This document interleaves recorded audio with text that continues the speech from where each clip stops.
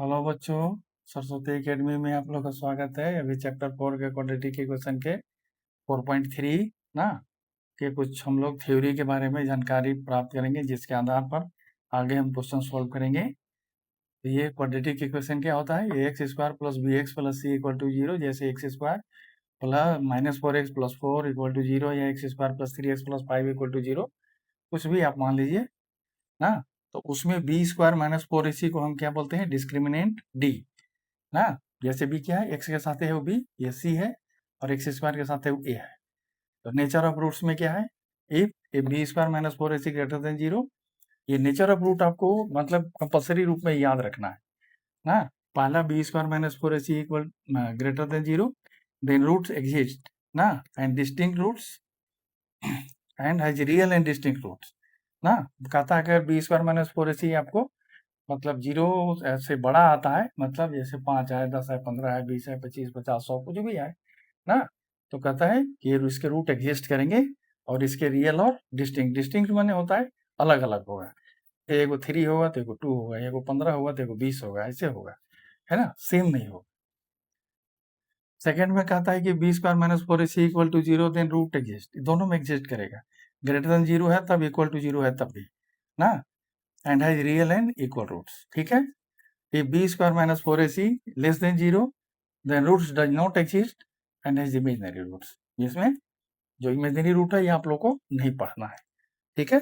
लेकिन यहाँ एक नया फार्मूला है, जैसे मतलब ये फैक्टराइजेशन से जिसका मतलब फैक्टर या रूट्स नहीं निकलेंगे, उसको यहाँ नया फार्मूला है जिसके सहायता से हम उसको निकाल सकते हैं ना।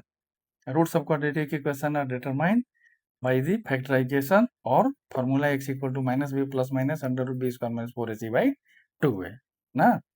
तो वन रूट इसका हो गया minus B plus under root B square minus 4ac by 2 है, और other is x equal to minus B minus under root B square minus 4ac by 2 है ना।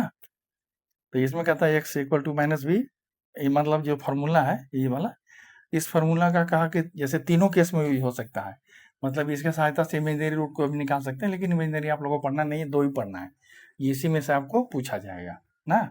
अब इसमें है कि कहता है कि जो रियल और इक्वल या अनइक्वल रूट्स हैं ना, इसमें डिस्टिंक्ट की जगह पर डिफरेंट भी या अनइक्वल भी जो आपको किताब में लिखा हुआ मिलेगा ना। तो यहाँ आप अनइक्वल भी आप देख लीजिए, है ना। तो इसको हम फैक्टराइजेशन से निकाल सकते हैं। We can find the roots by factorization method ना। Mostly when b square minus 4ac greater than zero, positive ना। जैसे दोनों तरीका से निकाल सकते हैं, ये आपको बता दिया हम, इस तरीके से भी और फैक्टराइजेशन से भी ना। B square minus 4ac greater than या इक्वल टू जीरो हो तब पॉजिटिव होगा। तब जैसे एग्जाम्पल एक देखे बनाए, x square minus 5x plus 6, तो a equal to 1, b equal to minus 5, c equal to 6। तो B square minus 4ac equal to minus 5 का square minus 4 into 6, 25 minus 24 equal to 1 greater than zero, positive ना। तो इसके अलग अलग root होंगे 3 और 2। जैसे आप फैक्टराइजेशन से निकालिएगा ना x square minus 5x plus 6 का, तो x equal to 3, x equal to 2, दो जैसे मतलब अलग अलग रूट आएंगे, अनइक्वल रूट्स ना। अब दूसरा है x square minus 4x plus 4, तो a equal to 1, b equal to minus 4, c equal to 4। तो बी स्क्वायर माइनस 4ac निकालेंगे, माइनस 4 का square minus 4 into 1 into 4, 16 minus 16 equal to 0। So roots are equal, 2 और 2 ना same, ठीक है। तो यही दो केस आप लोग को करना है। तो अगर जिसका प्राइम फैक्टराइजेशन से नहीं निकलता है कोई कोई केस में, तो उसके लिए हम ये वाला फार्मूला लगा के निकालते हैं। लेकिन चाहे तो B square minus 4ac equal to zero हो या ग्रेटर देन जीरो उसको होना चाहिए, तभी ये भी फार्मूला तभी लगेगा, है ना। मतलब अगर b square minus 4ac greater than zero आ रहा हो लेकिन प्राइम फैक्टराइजेशन से नहीं निकल रहा हो, तब हम ये वाला फार्मूला लगा के उसको हम उसका जीरो निकाल के दिखाएंगे। धन्यवाद, मिलते हैं अगले वीडियो में एक्सरसाइज वाला क्वेश्चन के साथ।